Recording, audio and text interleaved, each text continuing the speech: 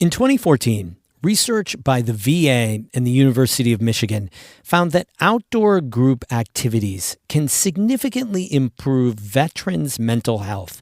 Hiking, camping, and fly fishing, even without structured therapy, helped veterans with PTSD and the transition back into civilian life. The veterans reported improvements in psychological well-being, social functioning, and a positive outlook on life. Those kinds of programs are perfectly suited to the Adirondacks, and one veterans group is buying property on a beautiful lake to make them possible. That's today's story of the day. Support for Story of the Day comes from Pearsall Wealth Management at UBS Wealth Management USA, subsidiary UBS AG, member FINRA SIPC, 1 Broad Street, Glens Falls.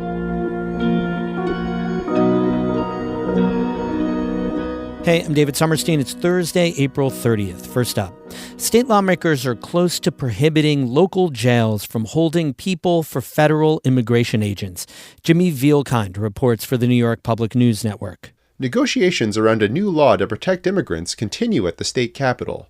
But people familiar with the talks say Governor Hochul and legislators have generally agreed on banning jails from holding people detained for immigration offenses. Democratic State Senator Pat Fahey says she's concerned about ICE and supports the proposal. Given the tactics we've seen used, I would like to see that cooperation stopped. Broome County is one of 8 places in the state that currently detain people for ICE. Fred Akshar is the Republican sheriff there. He wants state lawmakers to butt out. All they're doing is complicating our lives in terms of keeping our community safe. A final agreement has yet to be reached. In Albany, I'm Jimmy Vielkind for the New York Public News Network. Governor Kathy Hochul and state lawmakers are also closing in on a deal that could speed up housing construction in the Empire State. John Campbell with NYPNN reports it's all part of ongoing state budget negotiations. Jeff Morrell is walking me through a construction zone in the city of Troy, just north of Albany. He's the head of Rosenblum Companies, the developer behind the project. Our challenge was to design and build a building that was contextually appropriate given these beautiful brownstones, these historic brownstones that are across the street. The project's been in development for 4 years. It'll be home to 71 apartments once it opens this summer.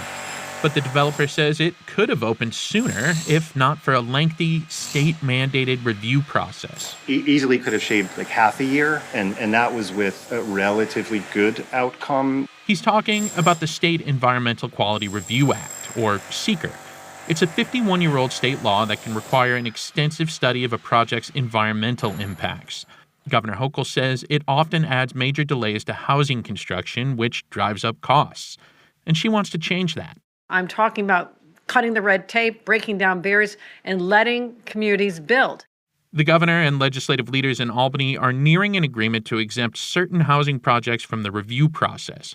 The governor wants it to apply to projects with up to 500 units in denser areas of New York City and up to 100 units in the rest of the state. She's got support from New York City Mayor Zoran Mamdani. Sadia Sherman is the city planning director. We're certainly focused on making sure that we're able to bring these housing projects, which in New York City are pretty modest, right, at that scale, to neighborhoods more quickly. But the governor is still negotiating the details with state lawmakers. Some of them want her to increase the number of units in densely populated areas that need more housing supply. Conservationists are split on the measure. Some say SEQR is a landmark law that must be protected. Others say building dense housing has its own environmental benefits. Democratic State Senator Rachel May of Syracuse falls into the latter camp. You're giving something up in terms of environmental protection, but you're gaining it if people are driving less and you've got walkable communities. The exemption is expected to be part of a final state budget, which is now more than 4 weeks late. Lawmakers will return to the Capitol on Monday to continue negotiating. In Albany, I'm John Campbell for the New York Public News Network. A former St. Lawrence County district attorney was denied a request to reinstate her law license after a suspension. Mary Rain was the St. Lawrence County DA from 2013 to 2017. In 2016, she oversaw the trial of Nick Hillary for the murder of 12-year-old Garrett Phillips in Potsdam. Hillary was found not guilty after a 3-week trial that drew national headlines and documentaries on HBO and NBC's Dateline. A court suspended Rain from the bar for 2 years in 2018. Judges found she exhibited a pattern of disregard for defendants' rights during her tenure. During the Hillary trial, for example, she failed to disclose evidence to the defense team, a major violation of the laws of discovery.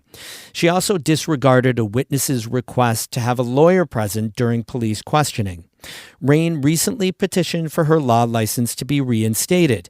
In a ruling dated today, a state Supreme Court judge concluded that even though she had engaged in advocacy work, Rain had failed to, quote, meaningfully address the factors that led to her suspension.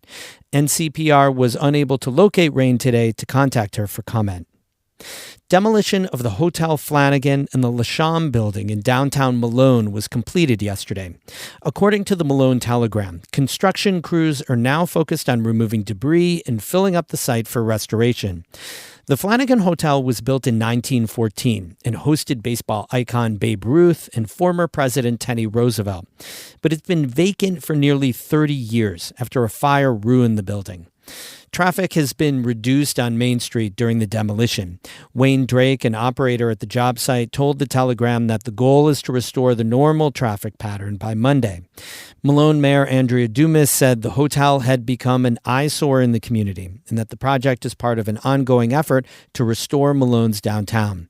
She said she hopes salvaged items from the buildings can be incorporated into whatever comes next.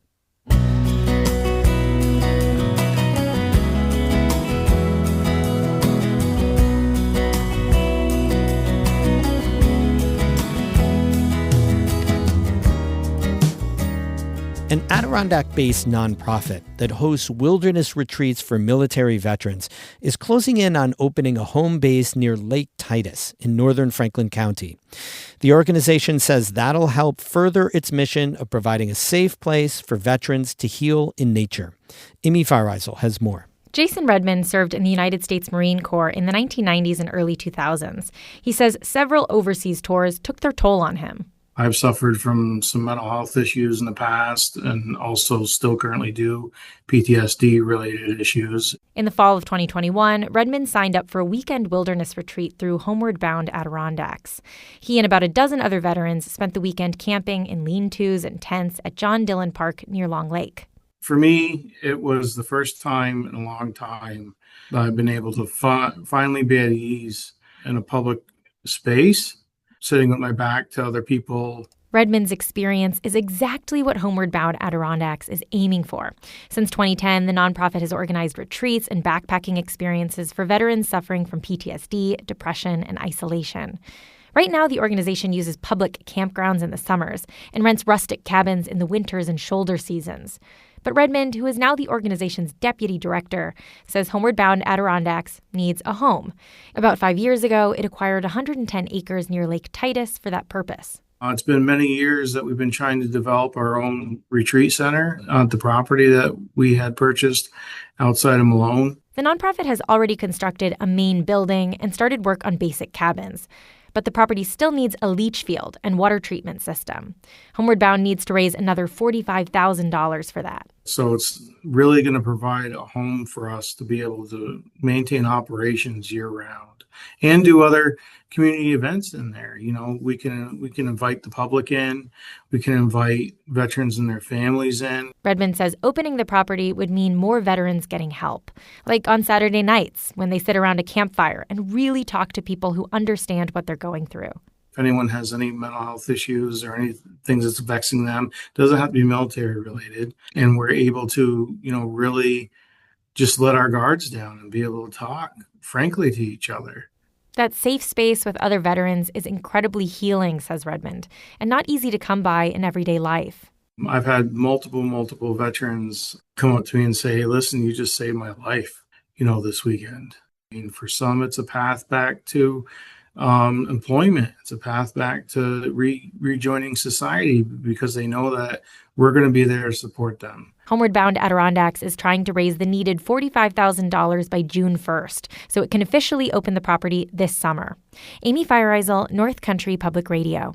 We have more news all the time on our website, ncpr.org. Music today by Caitlin Scholl of Lake Placid and the Currys of Potsdam. I'm David Sommerstein, North Country Public Radio.